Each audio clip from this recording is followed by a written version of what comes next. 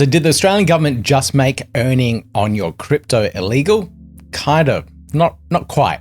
But what has happened is that the High Court of Australia has just ruled against Block Earner's product where you could earn yield and said that that was illegal because it is essentially a financial product and they didn't have the licenses for it. And this is the bit that everyone's missing. This doesn't just hit Block Earner, it draws a line in the sand and says anyone that is offering any kind of earn, yield or rewards product in Australia needs a financial license. And they've made this very clear now. So is the government here stepping on the industry and trying to clamp down on things? I don't think so. And I reckon by the end of this video, you kind of agree with me here as well. Now, more importantly, I'm not a financial planner, I'm not an accountant, and I'm definitely not a lawyer.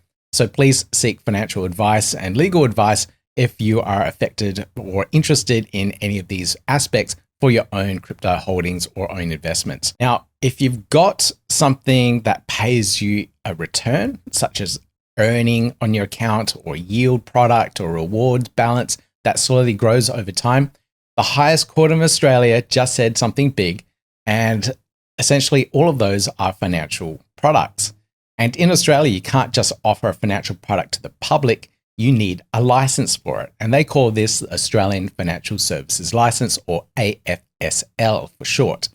So your coins aren't banned, that's not the fear here. The fear is that the product paying you passive returns, any Australian platform that is offering something like this either needs to hold a license or is essentially breaking the law. So some of these products will disappear and some of these platforms will be pulled out of Australia altogether, and others will eventually, hopefully, will get licenses and pass on the costs to you.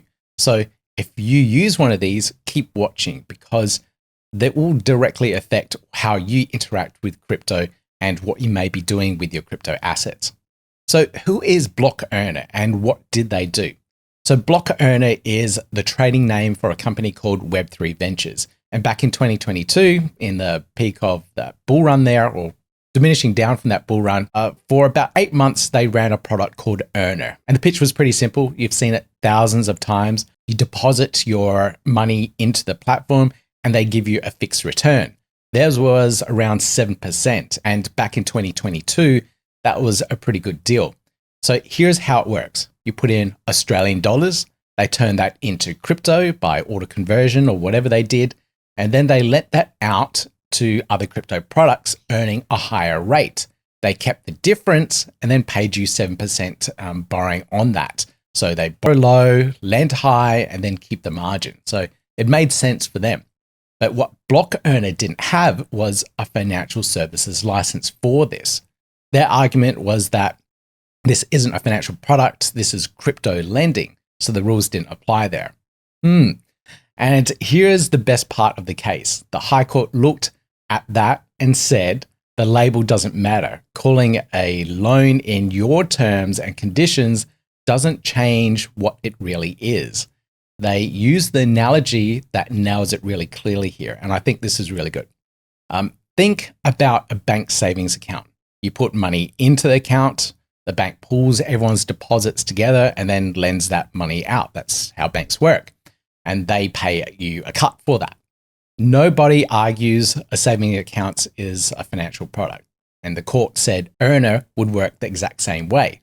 So if it acts like a deposit, the fact that there is crypto in the middle doesn't really matter. It doesn't make a difference. You put money in, that's your deposit. You earn interest on that, whatever it is. So it's a financial product. So what was the ruling exactly? On the 17th of June, 2026, all 7 judges agreed that Earner was a financial product, and they gave 2 reasons. First, it was a way for people to make an investment. And second, it counted as a derivative because what you got back rose and fell with the crypto prices beneath it. So either one means that you need a license, and Block Earner didn't have that, and it was done. But let me just point something out here for you guys. So first off, this was Block Earner's old product.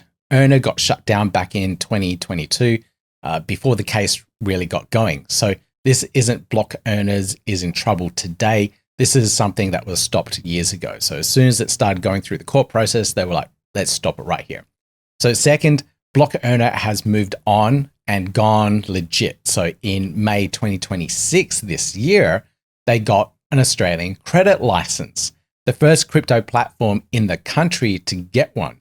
They run their own lending properly now. So overall, the sky isn't falling. The government isn't stepping on earning products here, but the legal rule is now locked in at the highest level, and the rule is what reshapes the whole industry. So the question I promised to answer, is the government overreaching, strangling innovation, doing what regulators always do? I don't think so. And here's why. Think what these fixed yield products really are. A company takes your money, promises you a set return, then goes and does something risky with it behind the scenes. You've got no control and often no idea what is going on and what they're doing. Where you have seen this before is like Celsius and BlockFi, Voyager, and all these really big crypto names that were just printing money go belly up a year after. It's a whole big graveyard of earn 8 or even 20% with Celsius. That was insane on your crypto products, and it blew up and took people's savings down with them. So regular people, not whales. It was disastrous if you're around that time. So it is good to see some legal regulations in place here to protect regular users, regular crypto holders from these type of practices. The point of a license is simple. If you're going to take public's money and promise a return, you have to meet some sort of standards here. You have to hold enough capital, spell out the risks, have grown-ups in the room, and we ask the exact same things of banks and brokers. So if it's crypto, you've got to play by the same rules no matter what. Now, there is a fair counter argument here, and rules like this do push some innovation overseas. Licenses, they do cost money, and a license is pricey enough that small players can't compete. So you can end up with fewer choices and bigger companies, and that's a real impact. Big players just come in and swallow up all the market. But when the deal is give us money and trust us, I'd rather have some guardrails and protections there rather than the Wild West of what crypto is. So on this one, I reckon the court got it right. If you're a user in Australia, check your products. If you're earning a fixed and guaranteed return on an Aussie platform, look for whether there is a license or they're applying for one at least. If they're paying yield and they're not on the path, that's probably a red flag there. Does staking your ADA get caught up by all of this rules and regulations? Do I need a license as a stake pool operator? That's a really big question here. And here's what the actual law says. And it's good news for how Cardano works. The line is about pooling of custody. If a service holds your assets for you or pools everyone's funds together to hit some sort of minimum, that's when it becomes an actual product and needs a license. And that's a headache for something like Ethereum, where you need 32 ETH to run a validator pool. So small holders have to group together, put their funds, their ETH together into a pool, a validator to earn those rewards. So that's a big difference here. And this is where Cardano's delegation strategy works really well. You as a Cardano holder, all you need to do is point your wallet to a particular stake pool. You still have custody of your ADA assets in your wallet. It never leaves your wallet. It never goes to the stake pool operator. So I never see it as a Cardano stake pool operator. And that's one of the big benefits in the Cardano ecosystem. The self-custody staking, where you can earn your ADA staking rewards, help secure the network, and it doesn't touch any of this type of rules and regulations. And I think this was a lot of foresight in the planning of how Cardano works many, many years ago. So this is absolutely brilliant. So all of this lines up with the laws here in Australia, which is fantastic. And they call it direct staking, which treats it as a technical service and not a financial product.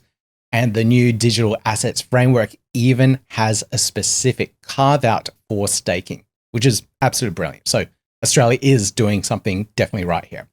So plain delegation, the normal Cardano setup sits on the good side of this line, this new law that was being put in place. So where it does get murky is fancy stuff where holding people's coins for them, guaranteeing them a return, liquid staking tokens, or pooling some tokens or pooling small holders together. That's where things get murky.